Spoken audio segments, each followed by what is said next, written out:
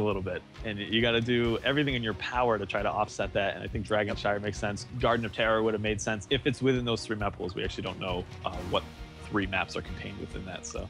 Yeah, they don't exactly tell us. They're just like, here's the lobby. We're on a need-to-know basis. Us casters are just tossed to the wolves, right? So. Yeah, but the draft is ready to go. Looks like Wild Growth is actually going to be our first to pick here today. But, 22-0. The match was about, 10 to 12 minutes, I want to say, in our last round. It was pretty quick. So slowing it down there with the Dragonshire, what kind of strategies would you want to see on this map? All right, let's see. I think that making sure... It's kind of hard. You can still play aggressive. Vortex can still choose to take an aggressive comp if they want to. And they need to, Wild Growth needs to pay attention to that as they start setting up for that. If they start seeing signs for, continued aggression style, they need to start taking picks. I think prioritizing Tassadar is good, especially because he himself is a mobile hero. Not only that, but he has, of course, the vision as well. I would say that Zagara made a lot of sense, but last game was included in Wild Growth's composition, and the extra vision didn't necessarily help out so much in terms of trying to keep them alive. There's other options too. We were talking about Scouting Drone. That has been picking up a lot of steam lately. So maybe taking ETC, who also has Scouting Drone, sacrificing block, but not that huge of a deal if you can keep, that level lead pretty even early on, not taking so many of those early kills. All right, we got the bans. Sylvanas, okay, that's fine. I can see that. Zagara, though, that is interesting. In terms of Dragonshire and the strength of specialists in general, Zagara as a top laner can almost outduel anybody early game. Oh, it's true. You're going to need assistance to kind of defeat her, and she is one half of the pair of the Siege Sisters, the Sergeant Hammer and the Zagara combo. It can really do some amazing work in terms of delays, map presence, pushing, go off and do the mercs. So as a targeted ban, it feels more targeted against Wild Growth, but on an overall, it's an okay ban. No, it's something that Zagara is played frequently enough in the pool to warrant, the guess of a ban there. I'm not sure if it's how much they've played against Wild Growth to know that, okay, they really, Zagara is a crutch for them. Let's just take that away and see how they perform under it. Maybe. I haven't casted too much of Wild Growth's games in the past to know if they really like to run the Zagara, but it could be. There might be some history between the teams that we're not aware of. She's almost like a staple, I want to say, at least in this meta. I mean, it's almost hard. It's hard to find a game without a Zagara. But moving on through everything else, Wild Growth, they started off with the Uther, so they're very happy to have him on their side of things. But Cloud9 Vortex, bam, bam, bam, Jaina Illidan. I would. Okay, so they were pretty quick in picking up the Jaina Illidan. Yep. And Wild Growth has secured themselves Kerrigan, but you need some kind of follow-up to make sure you can secure the kills. And Tyrande makes a lot of sense. Uther is good as well, but that's not quite enough damage. I was actually wondering if Cloud9 Vortex was going to consider stealing away Tyrande. Well, that would actually be a lot of healing too. I'm not so sure that they want to run that. If it's going to be a steal, it's going to be their last pick. Not much of a steal. No, they wouldn't be doing it now, I guess. I thought maybe ETC Tyrande was a possibility. It doesn't necessarily pair up that well with the rest of their team. Of course, Tyrande, Jaina can get a lot of work done, but it is hard to secure that lockdown. So we see Kerrigan, Tychus, and Tyrael. Oh, this is interesting. Reckoning is at hand. Yeah. A solo tank Tyrael this time, and I'm not entirely confident on the blow-up comp capability here. Yeah, that's what is perplexing me. I'll be completely honest with you. Kerrigan is... It's going to require a lot of coordination and accuracy from Wild Growth. And look at this Rhaegar is left all the way to the end, which is crazy to think about. Fight to my last breath. But, here we have it. And I don't know how to put this to you, Jester, but Cloud9 Vortex has very handily won this draft. You didn't seem to have too much trouble getting that point across right there. I don't know how to tell you this, but Cloud9 just won. I'm looking at this. They have Rhaegar, the Ancestral for Illidan. A ton of damage output from Jaina. ETC for the control. They have so much backline support for Illidan. It's gonna be difficult. They don't have Brightwing per se no silence is available. Just the stun really from between Kerrigan and Uther to try to deal with the Illidan in those team fights. And well, we'll see. We will see. So with the Tychus pickup, a lot of the time if you see an Illidan earlier on into the draft, a lot of the teams do like to put a lot on the line with the Tychus as a little bit of a counter, especially Early on, yeah. Laser drill, the overkill. The overkill. And melting point. I mean, it really does help push back that kind of aggression. But now with the Rhaegar, the solo Rhaegar, statistically and traditionally, a solo Rhaegar would not actually win a lot of these top matches. But if I have to give it to anybody, it's probably going to be Vortex that's going to make a good stab at making it work. Yeah. All right, we have the number 2 starting up on Dragonshire between Cloud9 Vortex and Wild Growth. This, of course, will get them to semifinals? Yes. Yeah, we're in quarters currently, and right now we're up 1-0 here for this game 2 of the best of 3. Goon Squad and Shattered Gaming are still fighting it off in the other quarters. Goat Gaming and Backlash, the new Goat Gaming roster, extremely strong right now. And Vitality Esports and Fraud Esports, which I don't actually recognize Fraud, but they must have won some decent seat in one of the Go4Heroes. That wasn't really too much of a part of the March ones, unfortunately. So either way, yeah, winners to the semis, and then from there into the finals. We got, I don't know if we're actually going to get to cover both semis, sir, because of the 404. Oh, that's true. Yeah, right. So we were hoping that would delay that side of the bracket, in which case we could hop on over and try to cast both of the semis for you guys to bring you even more Heroes of the Storm action. But they may end up, yeah, like you said, catching up and casting or playing them out at the same time, which of course means we can't cast both. Unfortunately, we're not magic men. We can't time travel. No, not today. And before we actually jump into this, I got to give a special shout out to Mr. Shane Gucher, who is now officially my first subscriber. Ooh, I know. Yes. What a guy. What a guy. All right, Mr. Kubi, who do we here have on the left-hand side? Let's do it for the blue side. For Cloud9 Vortex, we have Bobby Hank Hill is going to be playing Illidan. Syracuse is going to be on Vala. Fan is going to be playing Jaina. I believe that is that Zixa on ETC. I don't know. They're standing too close together. And Taz, of course. Yeah, Z is on the Rhaegar. Oh, actually, Taz is on the ETC. I thought Zixa was their tank. Okay, well, times change. All good. Flip side, though, Barcode, OCK Derek, or Ock Derek, Jordo, Collusion, and Blythawk. They're both teams roaming as 5. But, you know, Wild Growth, they got to make this work because this Teriel will not really win in these sustained fights. They're scouted out immediately. Collusion throwing that Eldruin's Might in, and we're just having a crazy 5v5 battle. Minus Tychus in the middle lane.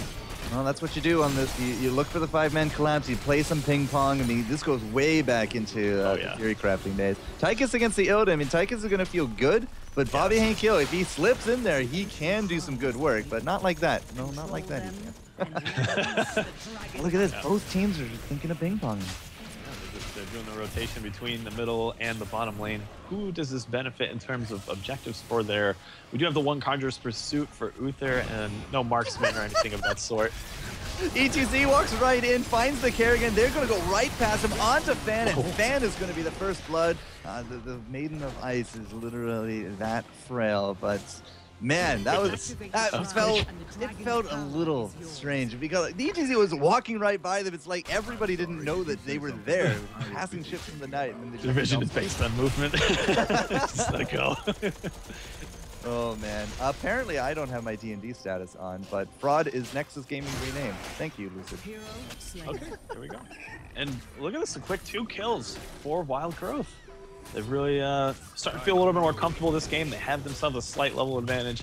And yeah, I will say this, a lot of those fights that happened last game, they had a good amount of setup, but you know, if they just hadn't been even on the level lead, that might have spelled out completely differently. And 2 shrines very quickly going the way of Wild Growth. And 3 kills as well. Illidan goes down. The ETC is going to come up here. It looks like, you know, the distraction tactics have worked. It's no longer going to be the threat of a dragon. Early 2-minute Dragon Knight, I mean, it's really that big a deal? It's more of a denial type thing. And you can get some kind of distraction / split pushing going on at the same time. You're not really expected to get too much more than a couple towers off of one of those walls in the lane. So here we are, saying, you know, we're going to slow things down. 3 kills in 5 minutes again. Nope. These teams are not having it. And it's, the bottom lane actually is going to have to pop into that wolf horn to make sure it can get out. And Syracuse using a nice ball to escape the Kerrigan combo. But yeah, the aggression has really changed hands to Wild Growth. Yeah, Tychus has actually fallen. Fan with the top lane kill, getting a little bit of revenge. Bobby Hank Hill was off map this whole time. he was getting those bruisers. That's going to be a little bit of a distraction top against Wild Growth. And so far the Shrines, I mean, we had a little bit of pressure there from the double Wild Growth pickup, but so far they are just kind of playing do-si-do. Looking at some of the builds, let's see what we have that is of particular interest. A very aggressive style Janus. Between that and, oh my goodness, very heavy rotation once again from Wild Growth. The leap onto Fan. The combo is going to be good, and they're going to be able to lock her down for the kill.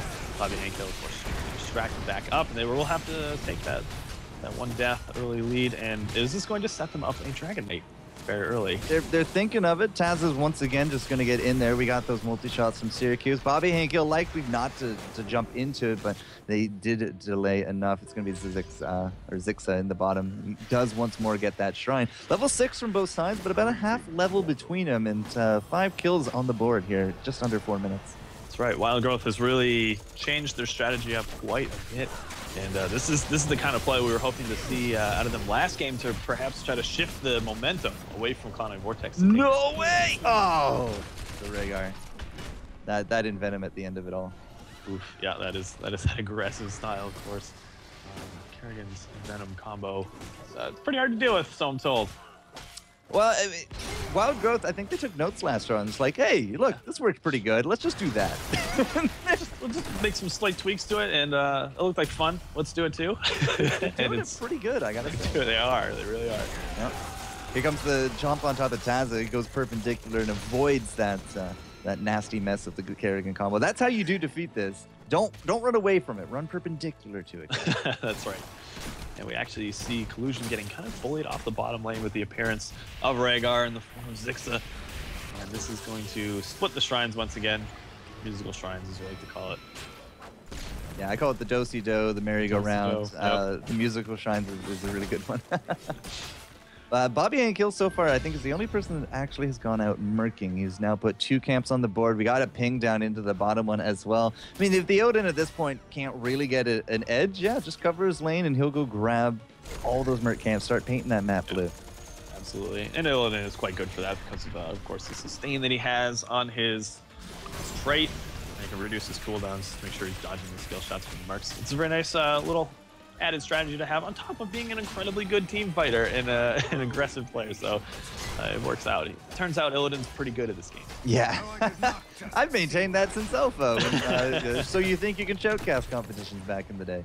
But he has definitely gone through his own amount of iterations, and he's in a really good spot. Zixa looking a little bit worried there. Jordo, unfortunately, just not able to solidify the combo. They are putting up the pressure mid, so it's not going to be a Dragon Knight as of yet, but nobody here from Wild Growth is making moves towards the Shrines. They are getting pushed into their lanes. Jordo's going to have to dive in, I would imagine, to stop this. Actually, a very nice healing wave from Octoderic to stall that as long as possible. The damage output that Jaina has might force them back, and Bobby Hankill jumping in. The Blizzard is being thrown down. Combo whiff! This is going to give Cloud9 Vortex a huge edge in trying to do this. They have to get very aggressive. Jordo diving in. Is this going to be a bit too much? The cleanse to keep her out of too much trouble right now. Fan once more, he just goes into the back. He's saying, all right, I'm just going to keep putting out this pressure. It's going to force Wild Growth to keep fighting. They're getting low hit points. Jordo, a little bit too far low. We do got the 10, and it's an Ultralisk immediately going out, but unfortunately it cannot do anything against Fan, and that will be our first Dragon. Yeah, the Divine Shield, once again, the Ultralisk. I think that makes sense. We're probably going to see Kerrigan, jump into the fight, land that combo, and look to throw the Ultralisk down on either Rhaegar, Bala, or Jaina to try to zone those heroes out of the team fight to avoid having them assist Illidan and trying to keep him alive. What else do we have? We do have Odin, that is surprising. I really do like the laser, the Draken laser drill as sort of a semi-counter to Illidan. You can plop it down right into the middle of the fight, and it is just so difficult for him to dodge that. But we do see the Odin. We'll have to see how they make use of that. Well, we do got the stage dive going into the bottom lane. There goes the strafe there as well. Of course, we do have Fan locked up in that Dragon Knight himself, so he's not going to be part of this fight, but it doesn't matter. Tyrael drops. There goes the Kerrigan. Here comes the Odin. But unfortunately, the Odin's just not really in a good position at all. He's way too far in the pack, and now with the line of scrimmage coming right up to him, now he's way too far in the forward. But I think it's going to be Derek. Derek is getting body blocked all the way into Ghost form, and that Dragon Knight is just going to push him back as that last hurrah. So Fan maybe not really getting the big damage that you're looking for with the siege with that Dragon Knight, but he really came into that fight and 3 kills secured on the back. Yeah, they caught themselves up in that kill count.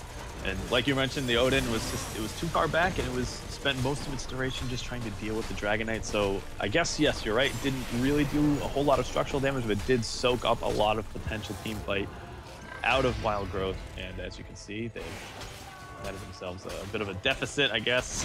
Cloud9 Vortex starting to pull back. Actually, now with a level lead, quite a bit so.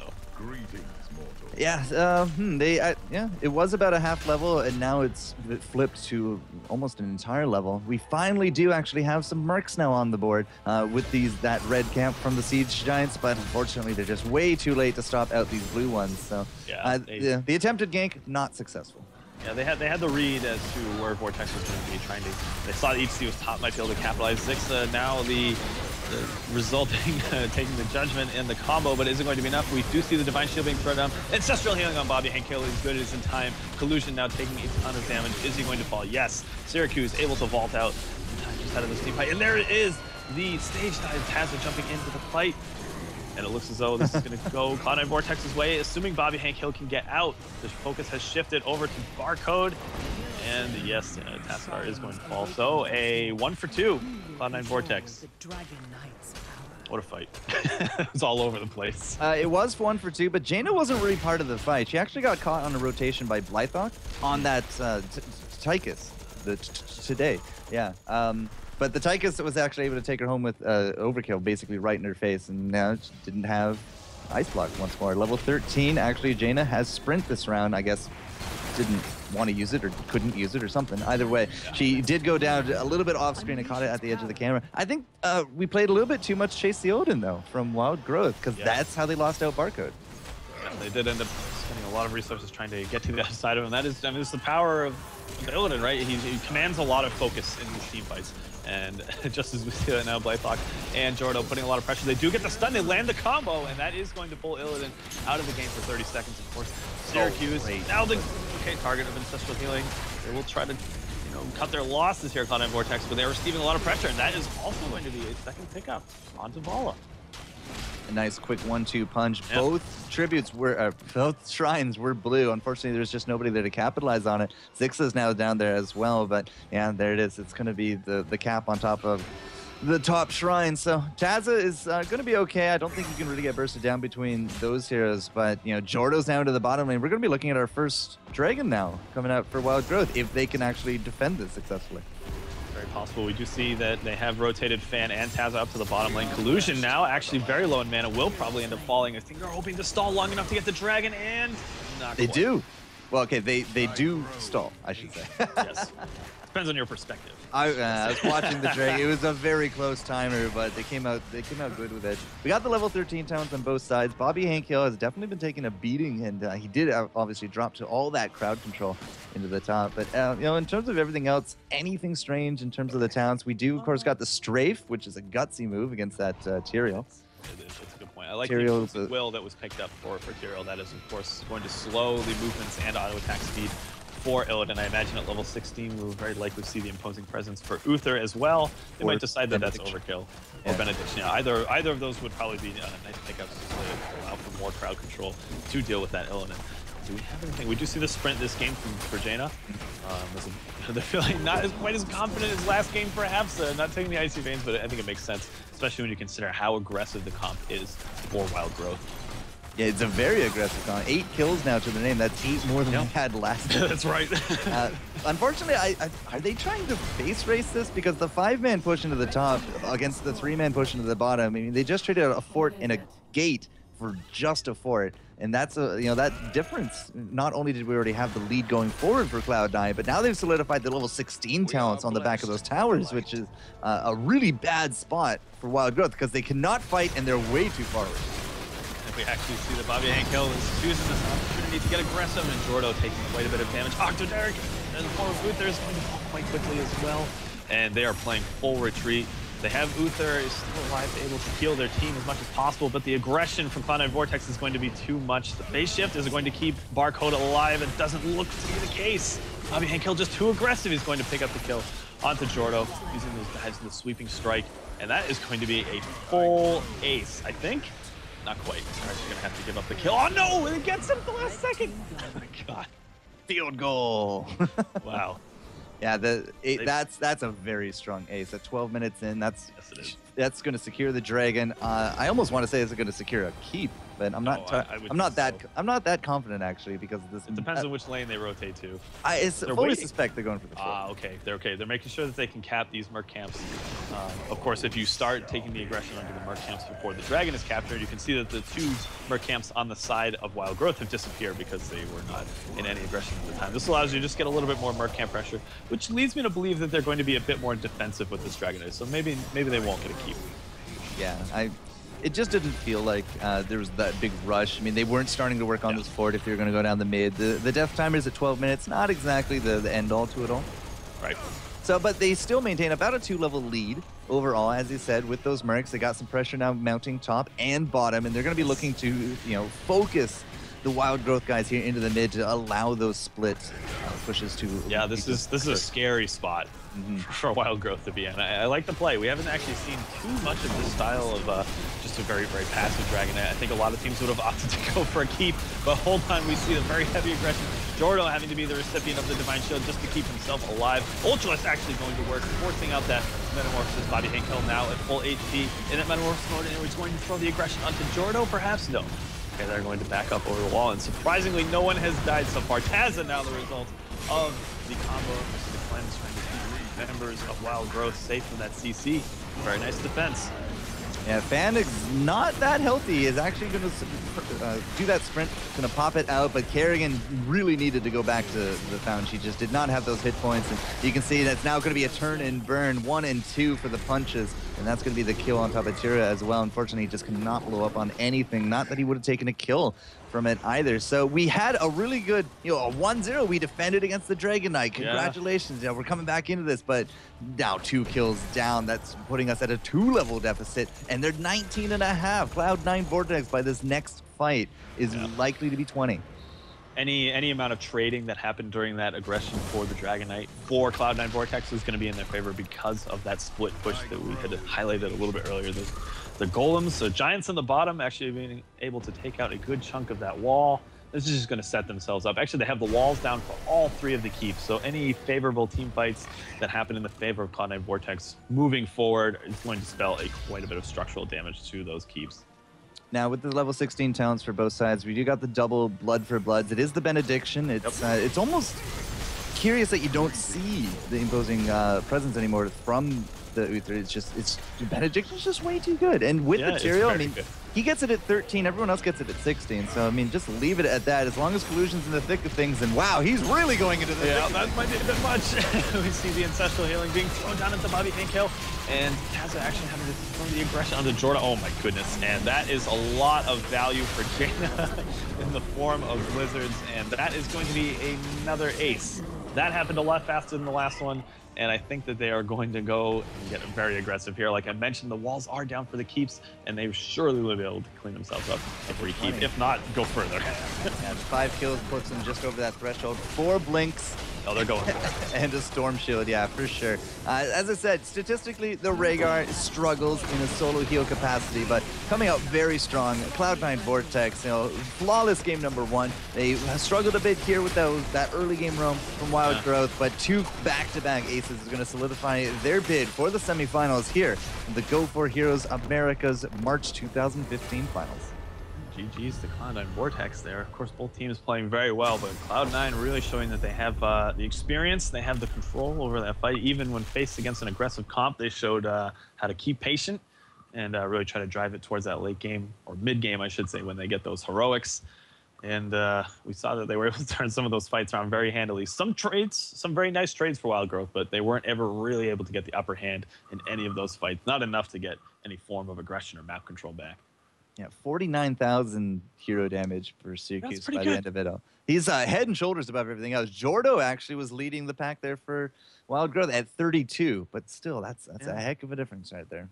It really is. And that last fight where they were just so clumped up, that's just way too much damage output between Vala and Jaina both, and we just saw that they dived in a little bit too hard, and having all 5 heroes getting hit by both of those hero skill shots with Illidan in the back and ETC providing control, it's never going to end well. No, well, as we saw, it didn't. It wasn't quite the flawless victory, but it was still a very solid one at the end of it all. I really did like the timings of Illidan. You know, he didn't really see a lot of use in the earlier lanes, so he went out for Mercs, and the Mercs started, it started really painting the map blue. Really did create a lot of pressure for them, and from there, we didn't get a Dragon Knight for Wild Growth, did we? No, just I think just the 2, right? 2 or 3. Yeah, one of those 2. But they really actually had a couple of opportunities where they came very close, Wild Growth. So, I mean, there were some semblances of times where they had enough map control, but there was just the perfect rotations from Cloud9 Vortex, at least in throwing out enough skill shots to stall long enough. And they had good rotations onto the lanes, too. I remember specifically the one on the top lane where they had, I think it was just ETC versus Tyrael. The HP bars were, well in the favor of Tyrael at the time, but they just made sure that they sent up a heavy rotation with in the form of Jaina and Fan, and were able to secure that. And then they're just able to spiral that out of control. So it just kind of looked as though Vortex is just a lot more seasoned on the map. So we're in a little bit of a spot now. Ooh, as I take a look at the